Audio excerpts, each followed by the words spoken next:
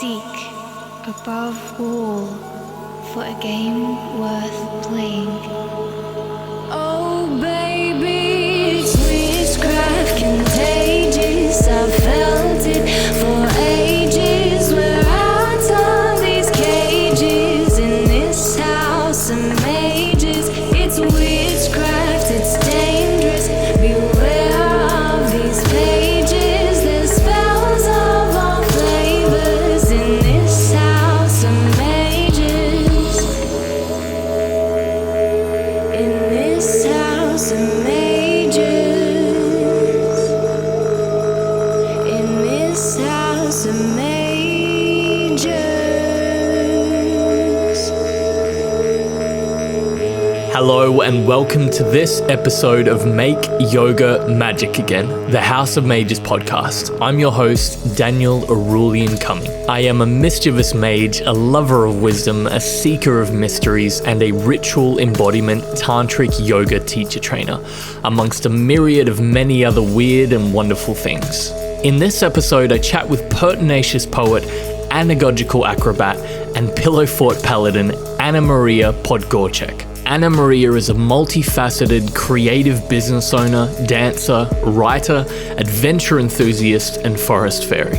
She dabbles in acting, photography, and many musical passions. She also suffers from ulcerative colitis and Crohn's disease, which is an autoimmune disease of the digestive system, and passionately advocates for mental health and well-being, inspired by her own struggles. Since 2014, Anna has embarked on the massive feat of self-healing through many modalities, including cold therapy, somatic release, yoga, low-tax living, and using tools such as CBD, psychedelics, and various other herbs. Anna hopes to return to the stage and screen one day, and she writes about this in her short story titled Invisibly Diseased Dancer. When she's not on pillow fort duty, sharing her journey through her writing, or supporting other creative visionaries, you'll find her frolicking through the forests and chasing waterfalls in the Byron hinterland. I met Anna about 5 years ago through some mutual friends when I was at Woodford Folk Festival. Although I only met Anna very briefly at the festival, since then we've had each other on social media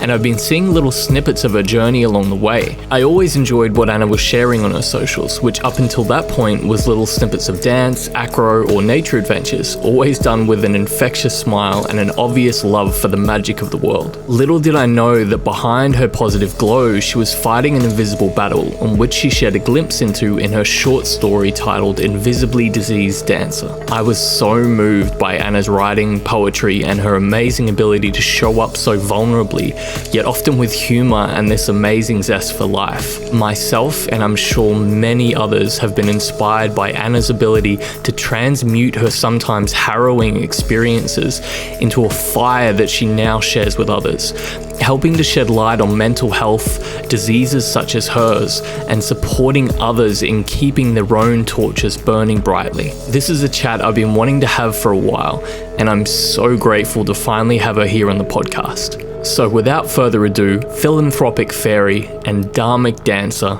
Anna Maria. So I have a conversation that I've been wanting to have for far too long, and we've been kind of bouncing back and forth, organizing a time, and it's finally aligned, and I'm so grateful that you've made the time. So today I am chatting with the author of The Invisibly Diseased Dancer, Anna Maria. How are you? I'm doing very well, and it's my pleasure to be here. I'm so glad we've finally been able to connect, because it has been a few months of both of us going through different things. So it's wonderful to finally land in this space and just shed and unload and connect and tell some stories.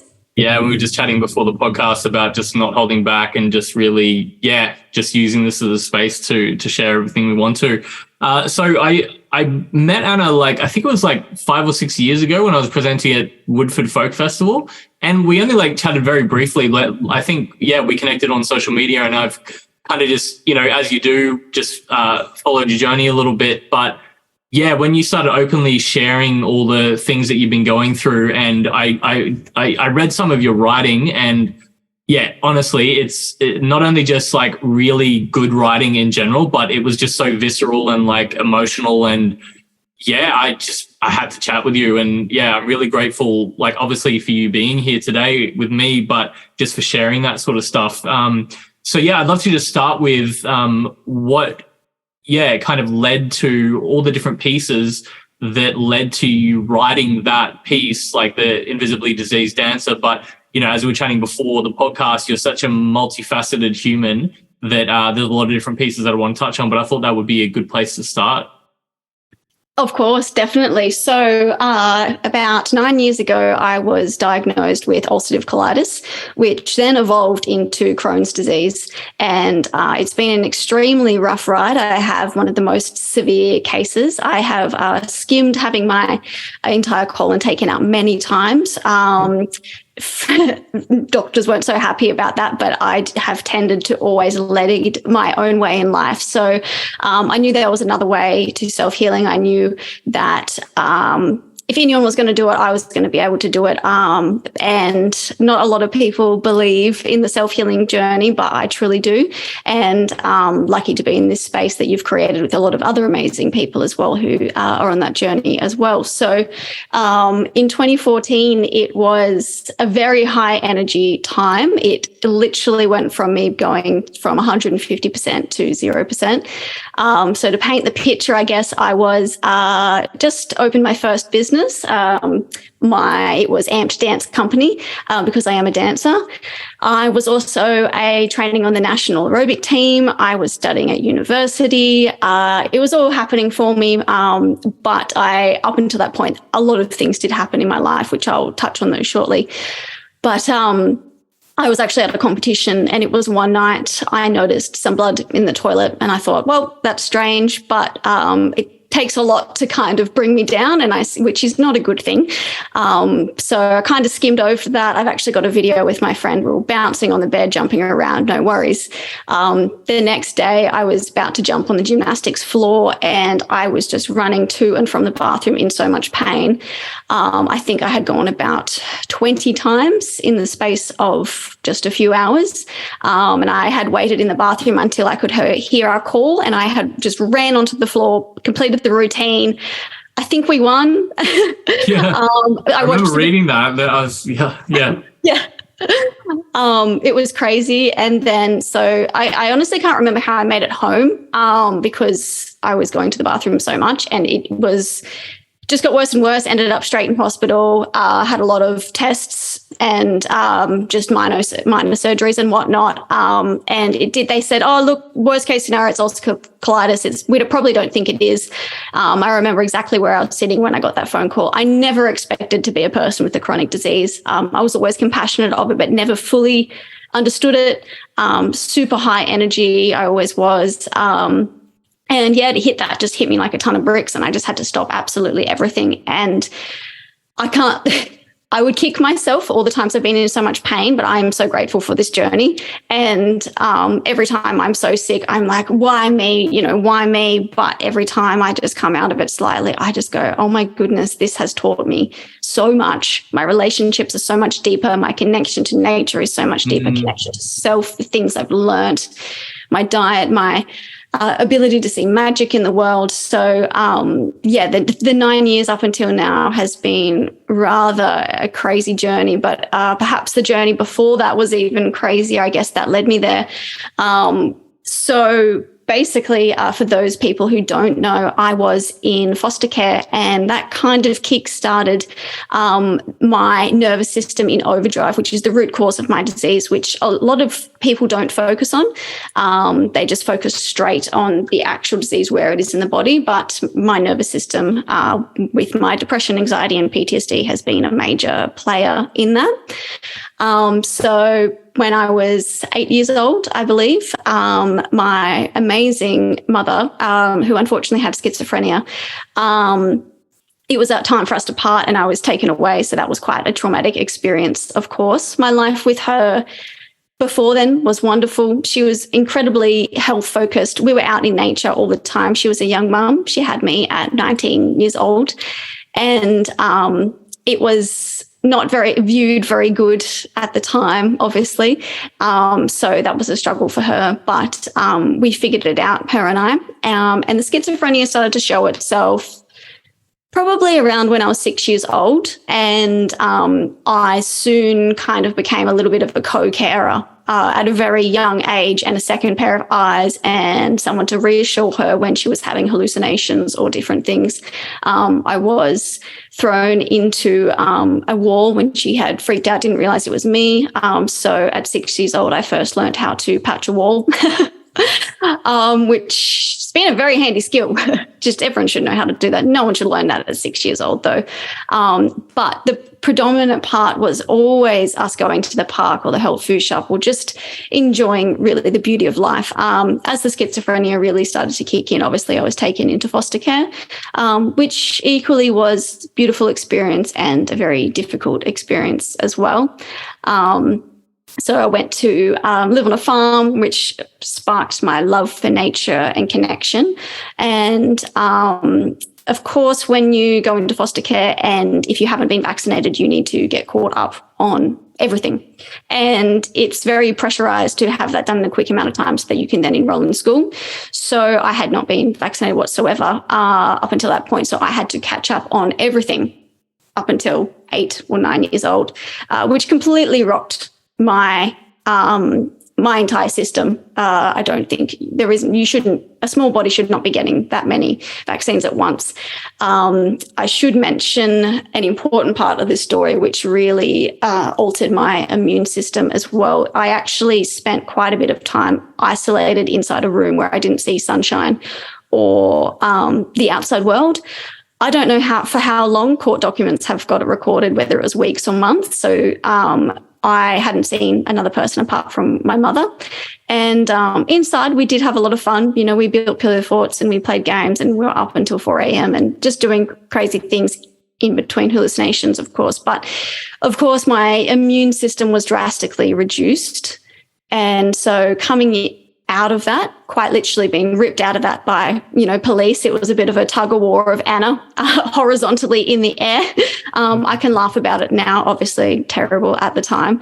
But so, of course, my body went from being completely isolated for a very long time, launched into a home with a whole lot of other foster kids. So you get sick, you get cold, you get a stomach.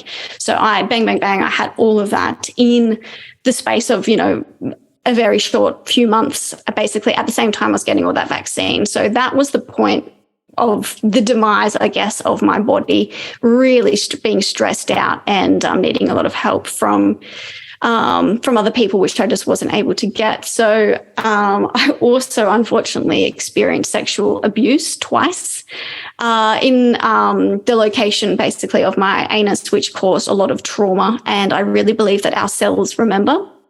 So that's been something that I've really been working on, balancing my sacral chakra, really doing a lot of sound healing in that area, because that's where my disease has actually manifested the worst. So I think there is absolutely a direct connection there. So when I was fast forwarding to 17, I decided that for my mental health, my foster home was not working for me anymore. So I decided to leave home. Whatever courage, I don't know how I sparked up the courage to do that at the time, but we do. And I think we all have that in us when the situation arises and you just need to go for it. You just trust your intuition and you do. So at 17, I was determined to finish school, and I did, luckily, and, enrolled in uni, opened my business at 17, made it official at 18, which was the dance company, and then continued to run that again until 19. So the interesting timing about it happening, at 19, it's when everything starts to actually balance out in your life. You've got some things are starting to feel a bit solid, your body can relax, and that's often when all of the trauma and everything will actually unload and something will manifest, because you're able to, take that, and the body goes, okay, I need to get this out of me. This is, I'm going to put all the alarm signs on. I'm going to put all the warning bells. There it is. So yeah, that was quite a shock to the system for sure. Yeah, I can imagine. And I think that one of the interesting things is that I think I was following along with your social media before you even started talking about this disease.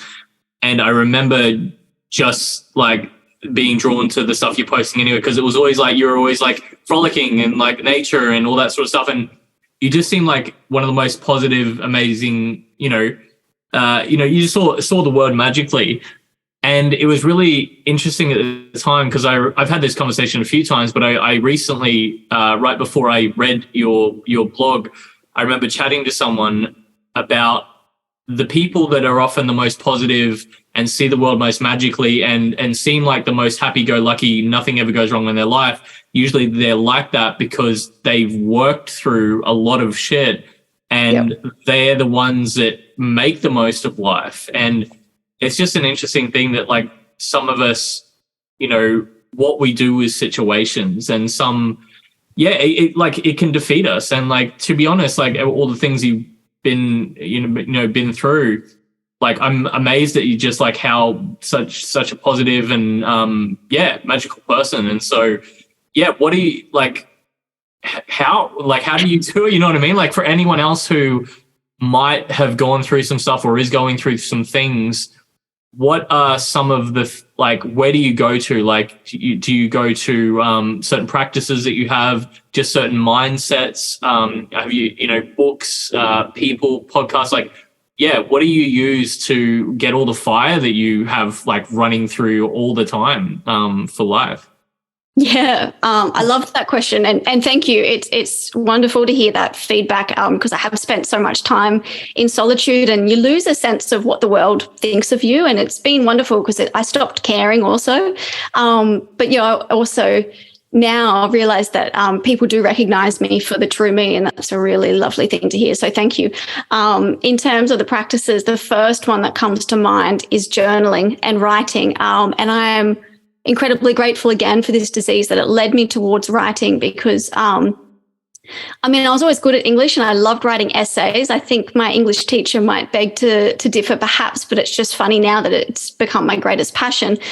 Dancing was always my channel before this disease. That's always where it went. And I just felt like a blank void when that got taken away from me, and especially with a disease that just completely bedridens you. And sometimes it hurts too much to even turn over. You can't even turn your body because that would make, the bleeding, the ulcers hurt, and you have to run to the bathroom. So you've just got to lay there dead still, which just sounds like torture. And it really was. And then, so it's like, well, what can I do? There is something really healing about movement, but I couldn't move. But I truly believe that writing is movement. It moves things inside of you. You can almost, if you think about when you're writing, where in your body there might be tension. Sometimes I'll think about actually writing into that space or pouring out those words. Like sometimes I might feel it might be pain in my chest. So it's like, well, what's there? And I might tap on it as I'm writing and try and unleash that and get that out of there. But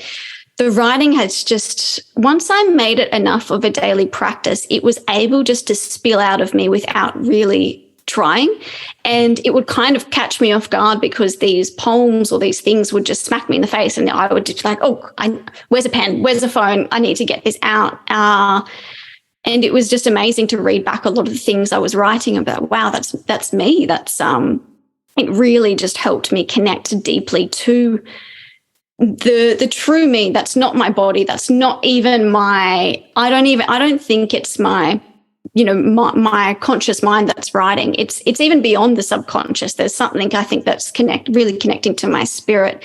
And I first had the realization of that detachment from your physical body when I was 6 years old. Actually, I remember specifically staring into the mirror, dead into my pupils, and just looking into my eyes and just going, holy moly, that's me in there, this vessel. And I remember squishing my face and my flesh and just being like, wow, this is the outside of me, and the inside of me isn't even inside of me, it's somewhere else. And I think it's bizarre that I had that experience so young, but it's definitely stuck with me. And going to writing really helps me to connect with that again and again. But I have plenty of other practices beyond that as well, but I think the writing's been the most important one.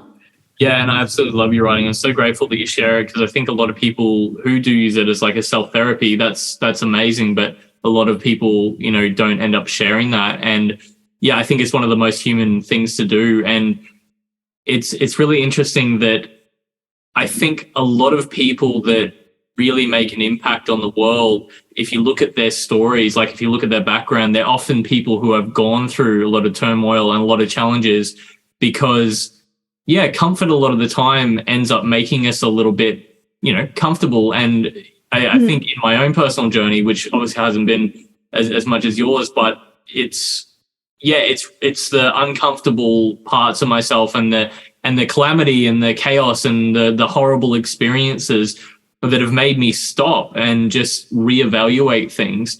And something else I want to touch on as well is that what you were talking about, right? You're saying it's deep in the subconscious part of your soul. And like in Tantra, which obviously this podcast is a lot about, is there's like this idea of the layers of self, and we have the physical body, and then we have our mind, emotions, and then we have our like kind of subconscious.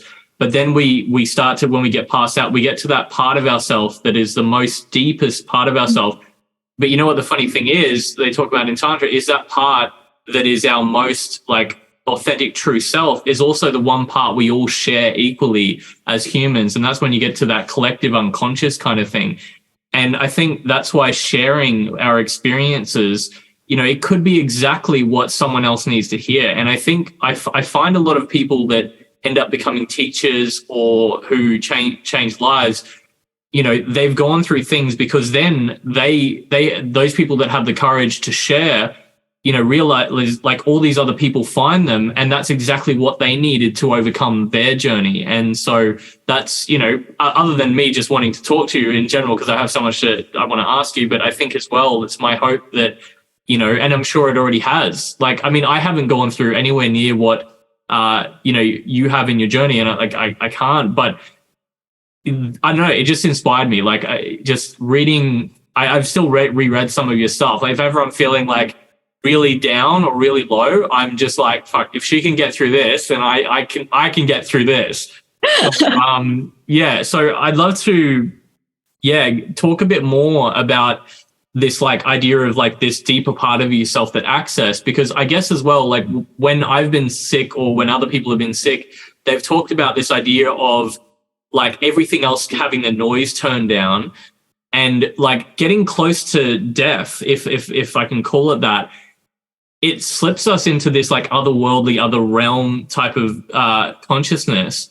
And to come back from that and to bring and to be, and I think that's only half the journey. It's also trying to like articulate what you experience, because you probably have the same thing. It's like you have these experiences, and we're going to talk about some plant medicine stuff soon as well. But it's like you have this realization. It's like, but what do I do with this, and how do I put this into practical words? So I'd love to hear about your experiences with this kind of like liminal in between space, and how what your process is of actually starting to articulate it and make sense of it.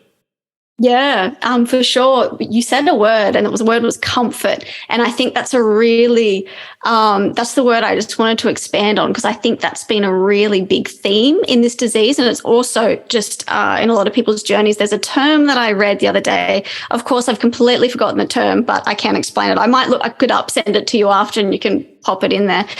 But it's basically the concept of when we, as humans, experience something moderately uncomfortable, we're more likely just to stick it out and not do anything about it. We're almost better off with a much worse scenario that's going to cause us to and be in extreme discomfort to actually make change, to get out of that and shape your life from that. And I think that that's exactly what's happened to me. And it's definitely mental wiring from being a foster child. It's a bit of a tricky concept, but stay with me. I'll explain it, I guess. When you're a foster kid, you basically, you shut up, you do what you're told, you try not to make too much noise. If you're uncomfortable, you just deal with it. And which led my degree for dealing with uncomfortability to the highest. I could be, to touch back to this disease, I could be in the worst pain, most horrific, excruciating pain, or needing to vomit. And this is when I worked in, various jobs that wasn't working for myself. And I would just sit with it. and do nothing about it. And just because I thought that I couldn't share it, I couldn't articulate, I couldn't say what I was going through. And I also didn't know how to explain it for so many years. But because the disease goes through cycles of being extremely severe and then coming out of that, so you go through stages of being remission and out. Every time I go through a cycle of being sick, it's like going through a death, and it becomes so severe that it will push me to the point that I have to create my dream life. There's no other option. And that's the only way that I can get through this is, just chasing my dreams and chasing the true me, the core of who I am. And I'm not perfect. It's definitely a lesson that has taken me a long time to learn, but I never dreamed of who I guess I've become now back when I was diagnosed, because I hadn't even uncovered that, and I hadn't had the courage to chase after that. I think I was very hidden under a veil for a really long time. I always felt like this undercover hippie in a suit, or this, just crazy forest girl that just wanted to go run with the wolves and scream at the moon, doing all these being a ballerina, having my hair slicked back, standing very prim and proper. And it's really been a lot of deaths to even hold my body differently. I was walking the other day. I just felt so much ease in my body because I've learned how to breathe through that pain and get through all of that, and just pulling through all my tools from cold therapy, which ties into the theme of comfortability. I think cold therapy has been a massive, massive tool for me, something I practice every single day. If I'm feeling anxious or if I feel that disease turn on in my body, I just run in the shower, cold therapy, and it really is an amazing reset. I'm a big fan of doing ice baths and things like that. Like even like all the meditation, everything, even plant journeys I've done, like I feel like some of my most connected to the universe moments have been in an ice bath, where I feel like just things get simplified. Yeah, that's exactly it. And the answer is always simplicity. And I think that can just be applied everywhere. And I think that's the next theme that has really helped me with, after being so uncomfortable for so long and being forced to shape my life, to be really simple, to go back to working for myself, to cultivate hours and hours in my day where I can just sit with myself and work through these emotions and whatnot. And it's really forced me to just to cut out, everything. Many years ago, I cut out alcohol. Many years ago, gluten and dairy, toxic people, tricky situations, from, living just eco in the home, even just cutting my hair off short, getting rid of all my clothes, just completely simplifying. And I had quite a magical moment before my psychedelic experience, before I'd even touched drugs, before I'd ever done a single drug. I was in hospital, and just the sheer simplicity of having no distractions, no sound. Luckily, I usually get put in a room of my own as I need to use the toilet at the drop of a hat. So that's a very welcomed bonus of this disease. So I also don't have a lot of family, so I don't have a lot of support or people to talk to. So many weeks and months of this disease has just been in total solitude, with not a lot of coping things to reach for. There's alcohol or food, you can't even reach to food as a comfort tool with this disease, because it's just going to make you sicker if you don't have healthy eating patterns and whatnot. And any form of drugs wasn't in my life, so I couldn't reach that. So there was no option of any form of comfort or self-soothing that wasn't diving deep and just getting through it. And I remember I just sat with myself, and it was chaos, absolute chaos in my mind for so long. And it was almost distressing. And then it just went quiet. And it was just the most magical experience, completely, drug-free. And I was just staring at the hospital ceiling. And I just remember I just started laughing, and at how lucky I felt to just have this peaceful space and a moment of quiet. And just that I just thought was, it was really special. I actually heard mentally, I went into this meditation where I went into this warehouse, and the warehouse was actually represented the inside of my body, but still looked very industrial. And everyone had clocked off. It was almost like all the workers were just out. It was just this abysmal space of dark and nothing. And I just heard this dripping in the corner, and I just followed the dripping until I came closer and closer and closer, and it was also a bit more phosphorescent. And then this just river came through this warehouse that was the inside of my body, and it felt like a shiver. And it was like this wave of creativity. And from that point, that was really when I started writing. That was when I first started writing Invisibly, Deceased Dancer. And I actually wrote a particular poem at that time, which I will share with you. And I should have prepared it earlier, but I hopefully can find it very quickly in my notes. Yeah, if you want, while you're finding that, I would love to touch on something you said just on that same kind of theme of comfort. I remember reading this book years ago, and it talked about this concept of struggle and beauty. Yeah. And I can't remember like the exact quote, but it was something around your capacity to experience beauty in the world is always equal to your capacity to experience and appreciate struggle. In that, like, if like the level of like exactly what you were talking about, and now that makes so much sense because you've been through the ringer, like you've experienced like the deepest, darkest depths of struggle, but that explains why, from my perspective, when you do have these beautiful days, like you just see everything, like you see like the absolute magical beauty in everything. And yeah, I feel like everything kind of balances out. And like, obviously, yeah, I'm so sorry that you've had to go through these things, but yeah, thank you for still seeing the beauty in everything. And yeah, I'm keen for this poem. Yeah, I love what you just mentioned with the scale of how I was actually going to say it myself and I was trying to remember, but it's perfect that you mentioned it. I truly do believe that the amount of depth of our darkness equals the amount of light that we have access to within ourselves. And the more I've unlocked rock bottom after darkness that I thought would never end, after darkness that I thought would just totally encapsulate me, that equal light just returns in my life afterwards. And it's been in quite a literal sense as well. I needed to spend quite a few months in darkness and solitude and minimal sound after quite a traumatic experience happened in April last year, only 12 months ago now. And just really sinking into that really helped. But I was I was like a vampire. Sunshine was just like, I felt like it wasn't for me. I felt like the sun was shining and was teasing me. And it was like, you don't deserve this. You don't deserve to go outside, go back inside. And it's taken me a long time to actually, be able to feel happy and well enough to step outside, into the light, but also into my own light that I cultivate. And that's what really gets me through. I think you asked me at the very start of this podcast, what gets you through? And I think it's that scale, that beauty. And we're meant to feel, we're meant to go through those death cycles because it really just unlocks so much. And I write a little bit more about that on my Instagram. So a lot of my writings you can just go on there and find. But I'll read you this poem that I wrote in hospital in that same visit. I'm exhausted, but I cannot rest. My body is fighting a silent war.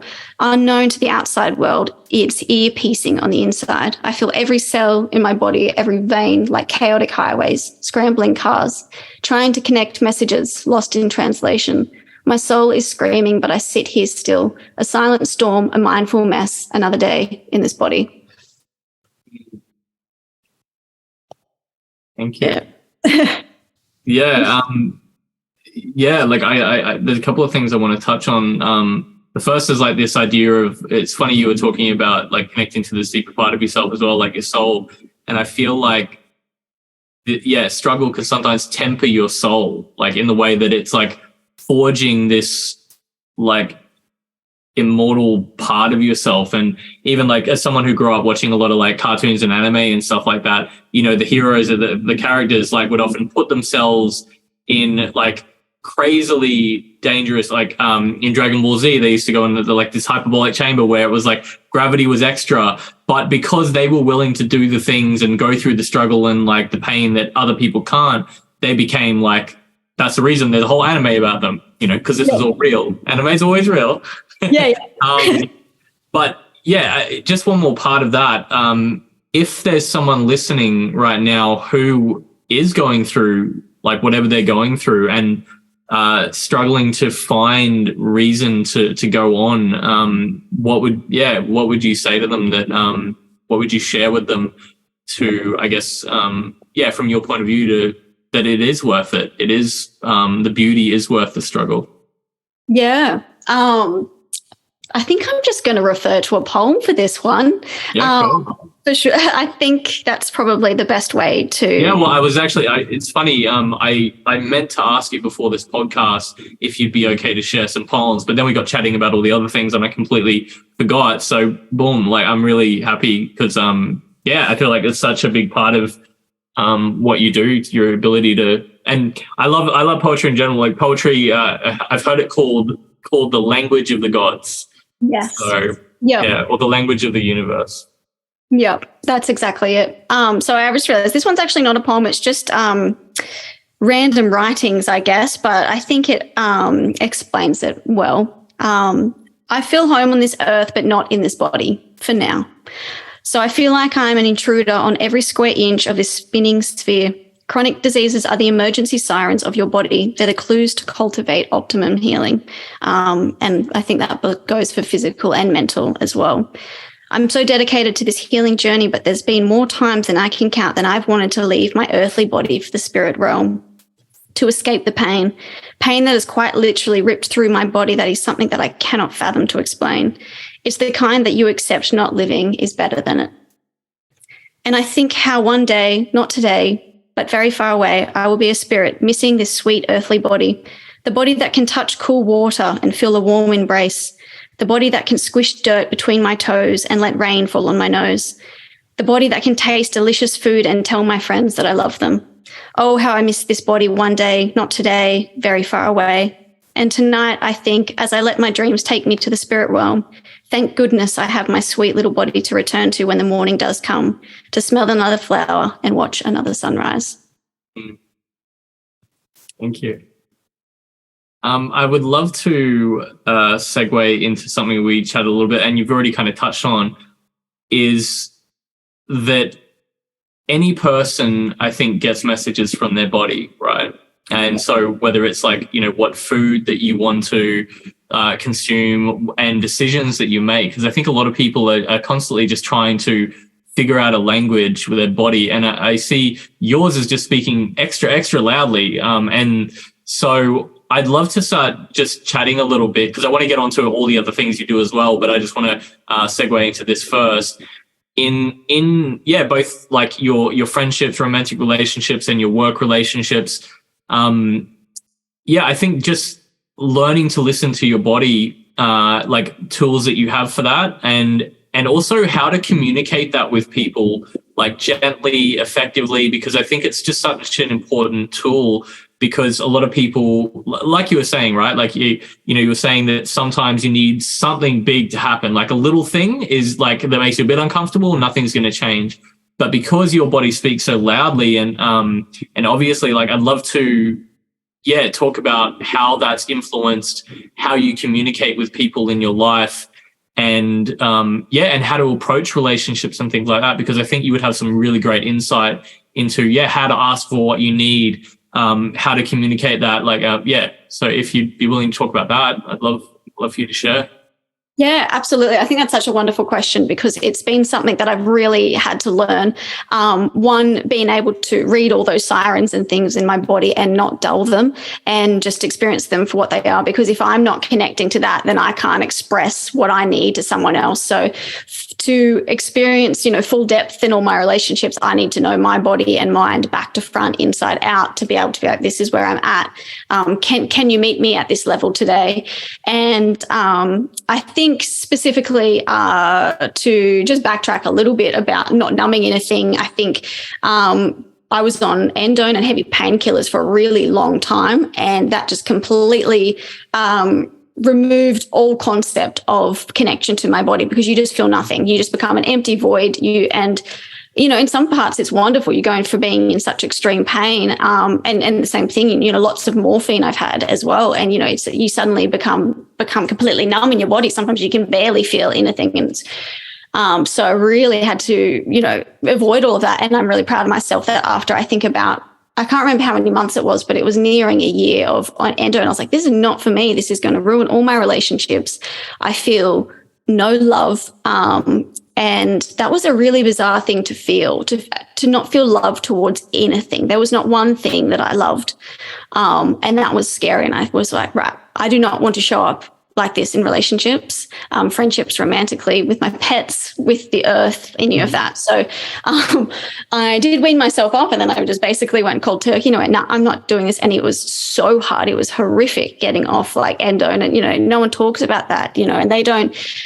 A lot of doctors don't really talk about that either, of, the plan after that. And when I had come to them saying, I want to try CBD, I want to try these different things, they just scoff at them a lot of the time. But then they just, it's also really hard to get access to pain medication. So you're really left in the lurch. So really removing that from my life was really important for my relationships. So from that, when I communicate with my friends or whatnot, I basically just say, look, I'm 85% today, or I'm 40%. Just as a really good way to just tell people that this is where I'm at, this is what I'm capable of. And you get very comfortable just about talking about poo. And all my friends, we all have a pretty just blunt relationship with I'll just be like, look, it's explosive over here. It's horrific. It's terrible. I'm struggling. I can't. You've just got to be blunt and so open. And I love that I've come to that point at this stage in my life, because it's just like, wow, when you just stop caring, you really do. And when you can just be open about where you're at. But a lot of that, obviously that's a symptom that's easy to communicate. But other symptoms that have been so difficult is my brain has left the building for today. If there is nothing inside my head, how do you communicate when you can't put a sentence together? I remember getting so sick that I couldn't string words together. I would get to word 3, forget what word 1 was, and then I would just lose my sentence. So that's really hard. And I really feel for people that have to go through that nonstop. I'm lucky, I guess, that my disease comes in cycles. This last cycle has been 2 years straight that I've been sick every single day and bleeding a lot. But some symptoms are easier to communicate, some aren't. It's a tricky one. Yeah, cool. Well, the next thing I wanted to touch on as well, which, also segues into this is, start your healing journey as well. And you mentioned before the podcast when we were chatting that you've started using psychedelics for healing. And as someone who's over the years experimented and got my own huge benefits from different forms of psychedelics, I'd love to hear about your journey with them so far. Yeah, my relationship with psychedelics is an interesting one because I was against them for so many years of my life because I was told that with my mother's schizophrenia and running throughout my family that I was very high risk. And I do believe in that. And I'm actually very glad that I didn't until later in life, because perhaps I might have abused them at a younger age when I was going through such a rough time. So it really was like this rule mark in my book that it was just this benchmark that was like, Anna, don't do that. And I was accepting it. I didn't mind about anyone else. But for me, in my head, I had just totally just thought it was the devil. It was terrible, not going to go there. So it was actually only until last year, so I'm 28 this year, 27 last year, that was the first time I actually started to experiment. So the two that I've used, using CBD and using THC in with that as well, and also using psilocybin. So I'll touch on the CBD first. That's probably the easiest one. The psilocybin one, that's a journey to chat about. So I'll chat about that second. Sure. The CBD, I started off just trying without THC. I was still very scared at the time, tried a ton, the ones you just get through a friend of a friend of a friend, and then more official ones and whatnot. And I finally found one that's really working magic in my body. And I did actually realize I needed the THC in there to really switch off those things in my nervous system that was happening and all those neurons that were just firing. And so really grateful for that one. It has just been an absolute game changer with just shaping my nervous system, because again, as I mentioned, that's the root cause of this disease, my hypersensitivity, because I've had to be so aware all the time from a young age in that survival mode, in that constant sympathetic nervous system, which then causes, anxiety and the disease to flare up, and that body, I'm using, quotation marks, attacking itself, which is slightly incorrect to say, of course, but yeah, the CBD has been amazing. I replaced 5 pharmaceuticals with CBD. I don't have to take painkillers. I don't have to take sleeping medication anymore. I don't have to take steroids. I don't have to take anti-nausea. I think I'm missing one. There's another one.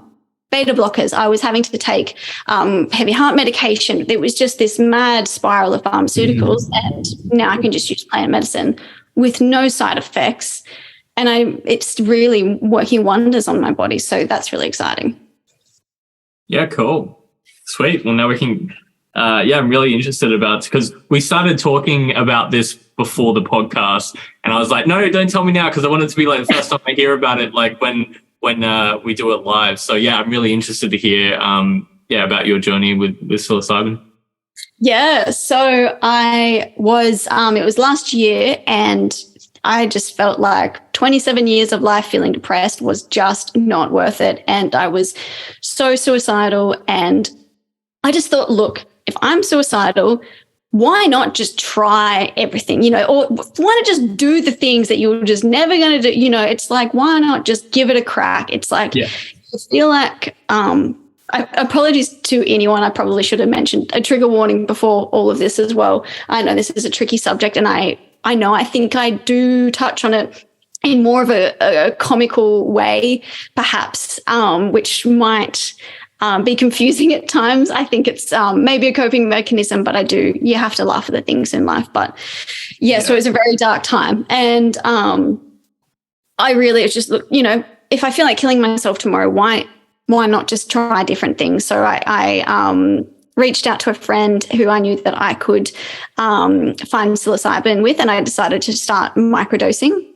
And that was wonderful.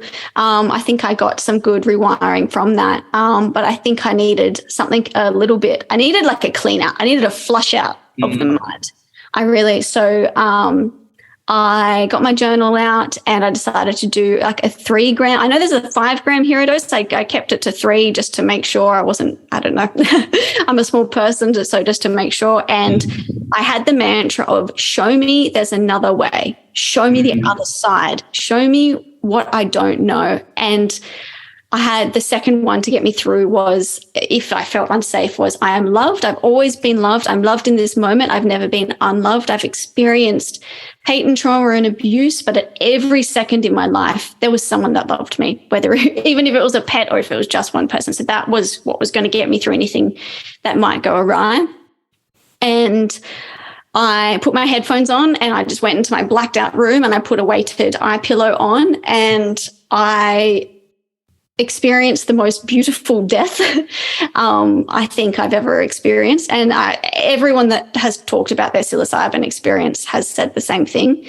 And I came to this realization at the start that it was like, oh, I do want to pass into the spirit realm. This is beautiful. I had left my physical body at this stage, and it was just to be out of pain. Someone with a chronic disease, like, you're in pain 24/7. Your body just feels just completely like an alien trying to eat you from the inside out. It's disgusting. So to be able to just have that switched off and just become a spirit, and your mind is just magical. You're like, I'm staying here forever.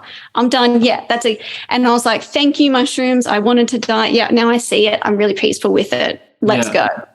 And then I went into what felt like a womb, but a room, but it wasn't anything like tangible, but it was just like this cozy, comfortable, spherical space that felt like going back to a mother, and not just my mother, like the mother of all, the mother of everyone. Like the cosmic womb. That's exactly it. Described it perfectly. The cosmic womb. Yeah, thank you. I will, when I write this story out, I'm going to use that. I must write a note that was from you. Yeah, well, I mean, they called it that in Tantra as well, but that's kind of what I experienced. I don't know if I've actually ever talked about this publicly about my experience, but yeah, I'm really grateful that you actually shared like the piece around feeling suicidal because yeah, I've had that various times in my life. But I did actually, last time I had that was when I did my hero journey as well. And I had the exact same, and that's helped me like, because I was like, look, if I'm at so low in this hole at the moment that I'm willing to if I'm actually willing to just end it, I'm like, I might as well do this first and I might as well do this to make the most of it. So I kind of I was really lucky. A friend of mine was away for a few days. She gave me her house. I fasted for a couple of days, did some of my like ritual practices. And on the last day, I took a 5-gram dose, which is probably equal to yours is probably equal because I'm much bigger human than you. And so, yeah, it was one, like I just laid in a dark room and it was the most terrifyingly beautiful experience of my life. But the main message I got from it that I felt like I visited the cosmic womb as well. And this essence just told me that all it wants to do is laugh and dance. And anything other than that is like not important, but less important. And like, I was like, oh my God. And at the time I was like, oh my God, I get it. I get the divine joke, like the divine cosmic joke. And I remember waking up the next day, I was like going down to get a chai because I hadn't like had anything for a few days. And I was like skipping down the footpath, but then I stopped. I was like, but what do I do with this information now?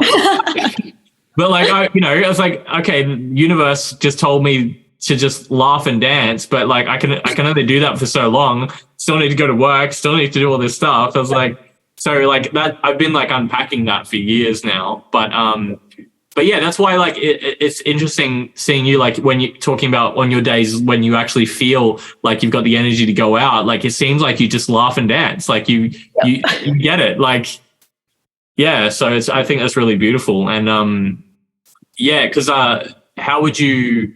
I wanted to ask as well, like, did you do it by yourself? Did you have someone supporting you in it, or what was the process about going about it? Yeah, so I had someone nearby, but I found that it was too distracting for me and I needed to completely just like go into the tunnel. Yeah. And I really wanted to, another one of my mantras, I wanted to forget myself. I was like, I hate myself. I wanted to forget my name. My key points that I knew if it was working is I wanted to, completely forget my name. I wanted to forget my phone password as a test. Mm-hmm. And there was something else. And I did. There was a part where I had no clue who I was. There was a photo on my screen and I was like, I don't know who that is. And it was, I couldn't unlock my phone and it was just like, but it's interesting. Like, I think you can lead your mind to do whatever you want it to do in that process. And I think because I was just so clear at the start that that's what I wanted to do. Like, it's not like everyone, is going to forget themselves. But I think if that's what you wanted to do, your brain will like, we can accomplish that. We'll make it happen. Yeah. Yeah, cool. And yeah, I just wanted to mention, like we were talking about before the podcast about, the difference between using these as like a vehicle to like access deeper parts of ourselves and versus recreational. And, like I understand, I've used some of these things a little bit recreationally, but that was afterwards. Like I made sure to approach them, with a very specific intention originally. And it sounds like you've kind of done the same thing.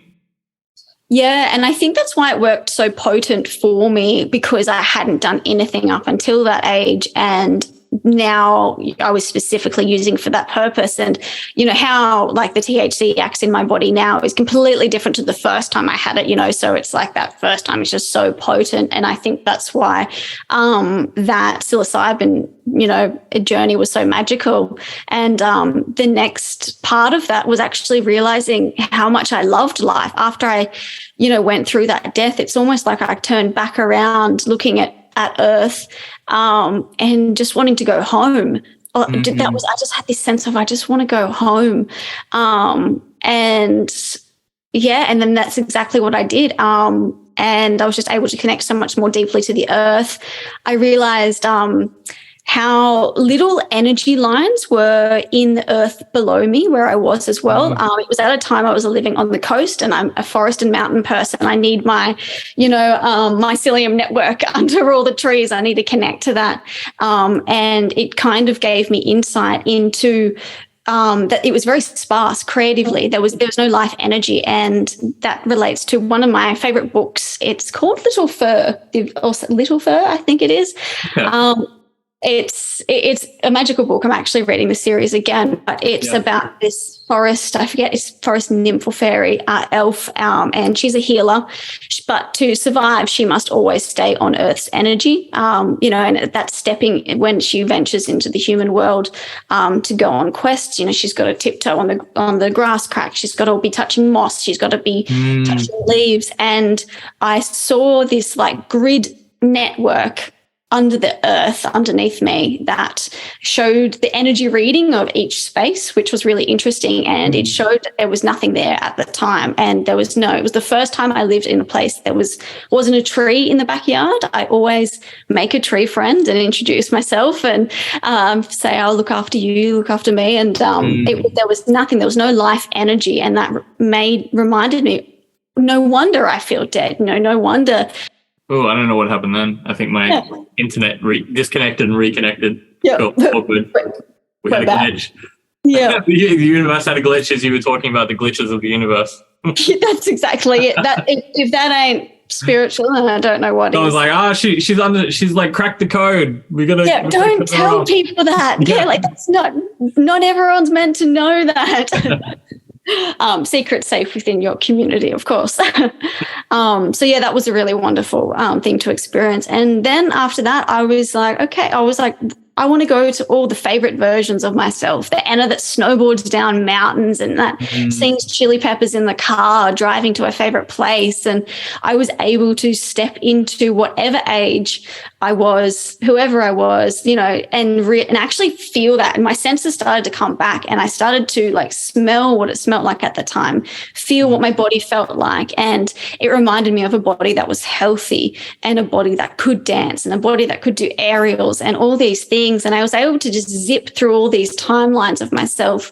And then I realized I wasn't time traveling. I was just in myself. I was in my body, because every age we've ever been is within us, and every age we're going to be is within us. So I kind of, as I was coming back to my senses and back into the world, I realized how much I just absolutely loved myself. I was able to watch myself like a movie, and I was like, this girl is great. She's fun. She's crazy. She's wild. She's ridiculous. She's awesome. She needs to be more like herself. And I'd just been on such a massive emotional journey that by the end, I was really excited to get back to my silly little routine of lying on my silly little acupressure mat and doing my little deep breathing and ankle rises while I, brushed my teeth. And I was just so excited to get back to those little things that I do. And that was the journey. So would recommend 11 out of 10. Yeah, sweet. Yeah, I had a similar thing in that at a certain point I would have these memories or stuff come through. But you know how usually the chronological order of things, but when I've been in those like plant medicine journeys, it all blends into one mush. Like I can't separate chronological time. Like I couldn't tell you, like, even though right now it's so obvious, like, if I have a memory when I was a kid, it's obviously come before now, but I couldn't separate the two. Like I couldn't tell you which one came first in that kind of space. It's like, it's like, everyone talks about that eternal now, that eternal present moment. And in Tantra, like we call that Kali. Kali is like the goddess of time, and she's the devourer of time. And I feel like I finally got that, because like it all just is, at the same, And again, it's one of those concepts that like when you feel it, like you get it, but right now, like it's, chronological time is easily a thing. I'd love to, in a second, get into, because you were talking about books before, but you are a soon-to-be multi-author, depending on which one you release first. But just before we get into that, I just wanted to just quickly tail end this with one last little bit, just everything you've spoken about. If anyone else has has specifically like had some trauma in the past, any abuse, like is there anything that has helped you to start to release that from your body? Like, is there any tips that you can give someone, like, you know, because I think a lot of people just don't know what to do, like don't know how to move forward, don't know how to get this stuff out. Whereas like you found an outlet through your journaling that you mentioned, but is there anything else that you found that might help just to let go of things, or just to move forward, or to help them overcome these experiences that they've, you know, lodged themselves in people's bodies sometimes? Yeah, absolutely. I have so many. The biggest one for me, which I'll talk about second, I'll rattle a few off first, but the biggest one is my energy healer, Ash, which is Asha Holistic Bodywork. I think I've been on more than a 1-year journey with her now, and she is just an angel. She's from another realm.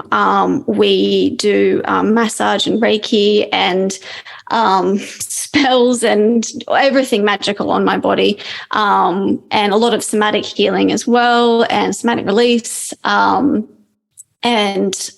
She is just truly brilliant, and I recommend her to anyone. And she's really allowed me to reconnect back into my body.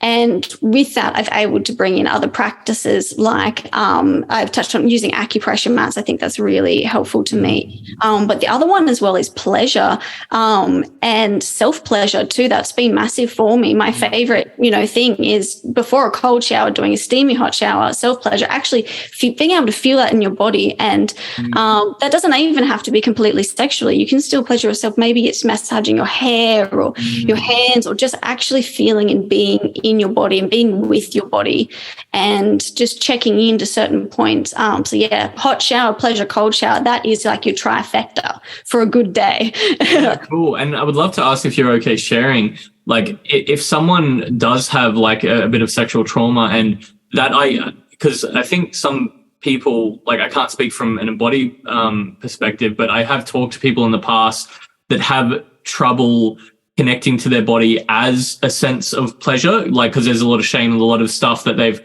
so like if you'd be okay with sharing, like either your own experience or just tools, like how can one start to see their body as a recipient of or a vessel of pleasure if they've created a different story around it, or a lot of shame, or they've had that choice, taken away from them in certain ways? Like, if you're open to sharing your journey with that kind of thing.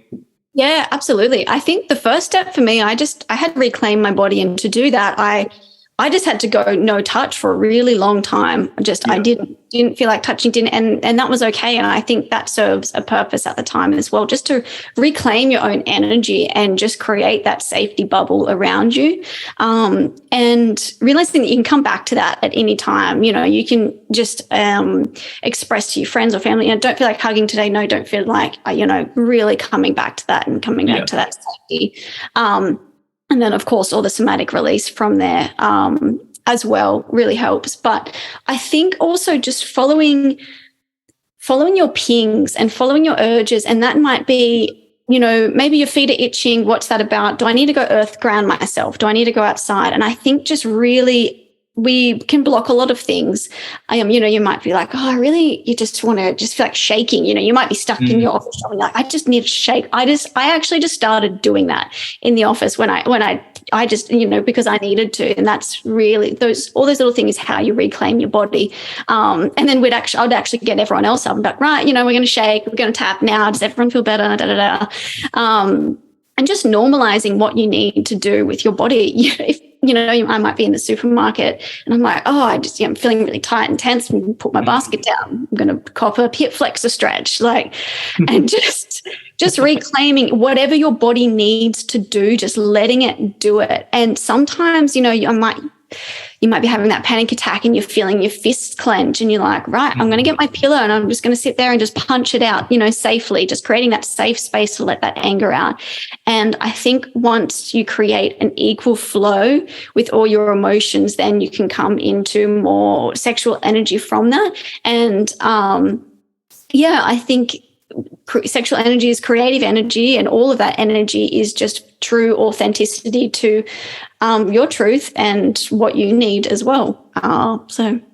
I think thanks for sharing. No, that's great. And that's like a perfect segue into the next part. Like, I just want to talk about all the creative stuff that you do, because I feel like you do like a way above average than someone who wouldn't have all the challenges that you do. So add like all the challenges that you get, like, yeah. So I guess let's start with your writing. You're writing The Diseased Dancer at the moment, and you said you're writing a couple of other books and things as well. So like, have you got a deadline for them? Are you just going to just naturally see what happens? And what are your plans with your books and your pieces of writing that you're looking at releasing? Yeah, so this is very great to hold me accountable, because whatever I say now is we're gonna have everyone messaging you and be like, "Where's the book at? Where is it? I got to do it." So yeah, I've got 3 books in the works, and I am going to either self-publish them, or maybe you'll get a deal. I don't care. Whatever needs to happen to get them out in the world, I will make sure that it happens. So of course, Invisibly Diseased Dancer is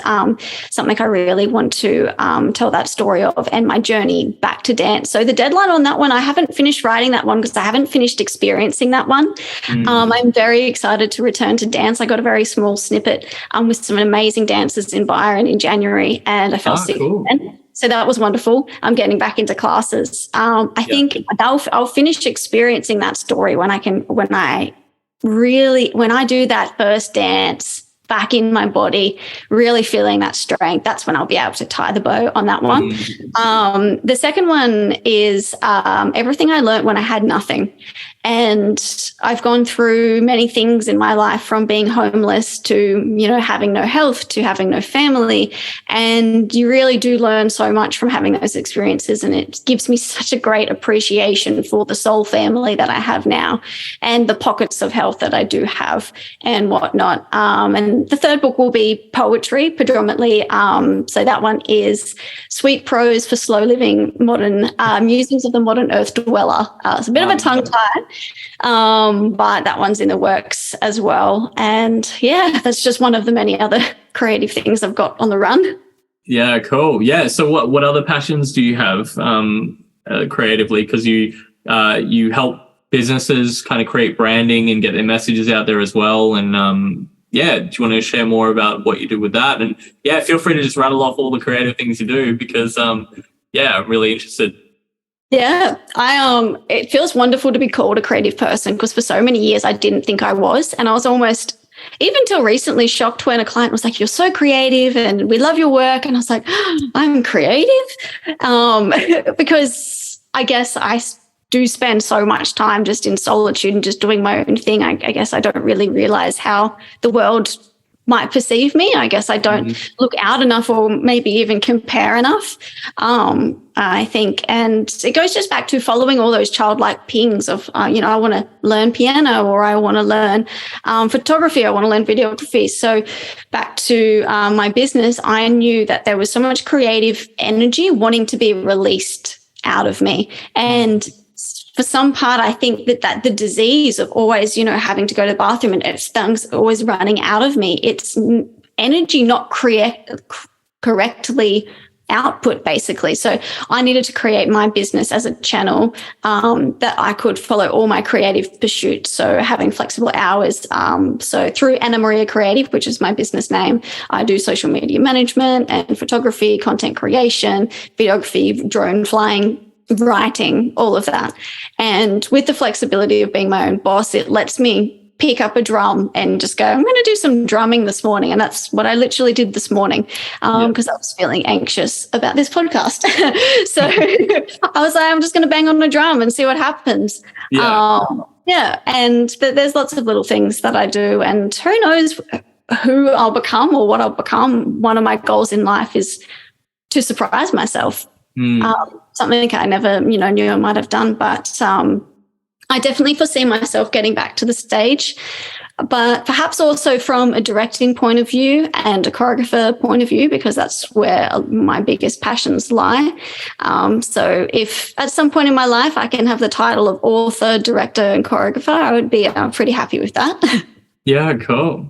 Yeah. And so have you thought about getting back into teaching dance and things like that as well? Yeah, I have thought about it, and a lot of people have asked me, but I think I need to nurture my own my own need to learn. When I Yeah. returned to classes, I just loved having someone tell me what to do. I think because in every other area of my life, I'm the boss, I'm in charge and no one tells me what to do. And sometimes it's so humbling and so wonderful just to be the student and to be coach. So I think I'm definitely in the stage now where I want to be the student and I want to be a sponge and I want to learn and be molded. Fill your own cup up before you go filling others kind of thing. Yeah, cool. Yeah. I imagine that, like, I always like to see someone's own, like, synthesis of everything they do kind of put into one thing. And I kind of imagine you as, especially because you talked about kind of regulating your nervous system so much. I feel like now you have so many different tools and such like a fun, playful, magical way of like seeing it. I can imagine like running a workshop, kind of just all about like how to regulate your nervous system in like lots of different fun ways, and to like weave all this creativity through it, and just like a workshop that anyone could benefit from. So yeah, have you ever thought about doing something like that? And if not, like I could organize it on the sunny coast if you ever want to do it. Well, I would, 100%. It's definitely in the cards. I think I want to experience and cultivate my craft a little bit more first. But that's the end goal. I would love to share what I've learned with other people, because I've only learned myself recently that maybe I do things a little bit differently to other people. I guess, like I mentioned before, I don't look up enough, I guess, and compare. So I just think what I do is just what everyone else does, and everyone else just knows this because I figured it out and whatnot. And I've just felt really honored lately when friends have asked me, well, how do you do that? Or what about this? And, we love how much knowledge you have on that. And I'm like, okay, well, maybe I should put this towards something and put it together. So for sure, workshop and retreats is something I would absolutely love to do. And also on the other side of creativity, music videos is kind of the center meeting point of all my skills, and then storytelling. So I think that's where I'd most like to focus my energy on all my, future endeavors. Yeah. And I'll be working on my friend's music video shortly as well, and another friend's as well. So they'll be coming out at some point. So that's hopefully where I hope to evolve in. Yeah, amazing. And if because it reminded me, we were chatting quite a while ago about Michael Jackson, and I didn't realize he had his poetry. And if you want to share maybe some of the influences that inspired you to dance and creativity and all that sort of stuff. So Michael Jackson obviously being one of them. Yeah, Michael Jackson would have to be my biggest influence by far. And I can't even pinpoint which facet of himself is the most inspiring to me. A lot of people don't know that he was a humanitarian. He was an environmentalist. He did so many wonderful things for children and sick people. And I think there's so many sides to him. And he just had such an authentic and angelic-like spirit in every move that he made, whether it was business or relationships or anything. And he just showed up as that consistently until the day that he so sadly died. And I think that's such a good lesson and inspiration for myself. And he was so ridiculed for who he was, and he was so misunderstood, and he suffered greatly for that, but he just continued being himself and true to that. And his writing is incredibly inspiring to me and has been a massive reason for me to keep writing, because I think that's impacted me even more than his music. And I would urge anyone to read Dancing the Dream by Michael Jackson, which is not his biography. His biography, I don't think, touches on the true him, but this poetry really does. And it really helped me see the world in a different light. So he's a massive influence on me. And also Rupi Kaur, who I got to see the other night as well. I love her poetry. And she's another massive inspiration of mine. And to see how she performed and storytelled and gave such potent words to the audience as just herself standing on a stage in front of thousands really inspired me. So I'd love to do that one day as well. Oh, cool. Amazing. So we're just coming towards the end of the podcast. I'm just seeing what else I wanted to talk to you about. I feel like, there's more that I want to kind of expand and dive into and get more of your lens. And I want to ask you about your view of the universe as well. But we're But yeah, if you just wanted to, so yeah, we're pretty close. Actually, I think we've gone over the hour, which is fine. But yeah, so if we just wanted to tail end it, because I shared with you earlier that, you know, what I'm really trying to do with these is offer a different lens. I would love just, if you can, in any, I know it's probably like a difficult thing to do, but like when you go out into the world, like even just, I mean, if you don't follow Anna on Instagram, I highly recommend doing it. Her links will be in the show notes. But I can tell by the way you're like taking videos, and that's great that you're doing the music videos and stuff, because the way you even just do little Instagram stories and stuff like that, you can tell that you're just trying to express and share the magic of the world. So if that's possible to do in like a few minutes of speaking, like how would you share your lens of how you view the world? Yeah, absolutely. This was actually something I was writing about the other day, so it's remotely fresh in my mind. When I lifted the veil of running on overdrive and running on stress and anxiety and letting noise in my head from, you know, phones and social media and screens, when I lifted all of that and came back to slowness and was really learned to drop my nervous system into that delta wavelength, the world looks completely different. It's mind-blowing how it's almost, you know, you could experience the same day twice, completely different. The way that leaves sparkle, a water drop, a bird song, that they just seem so visceral to me when I'm able to just drop myself down. And I think the beautiful thing about that is something that is accessible to everyone, no matter what, you know, tools you have, no matter how much money you have, it doesn't matter. That is it. That state, when practiced enough, is accessible. And I think in that state, you realize how connected we all are and how, you know, the idea of that oneness. And I think that would be my biggest tip for, I guess, how I see the world. Well, and to do hip flexor stretches in grocery stores. Yeah, just do what you need to do. Who cares? Like, life is short. Yeah. Cool. Well, that's that I think we'll do for this podcast at least. Is there anything else you wanted to leave us with? Like, I will put everything that Anna sends me as far as links to her website and everything in the show notes. So scroll down, press the button, and you'll access all her magical goodness. But yeah, where else can people find you? Is there anything else that you wanted to share about what you do before we wrap up?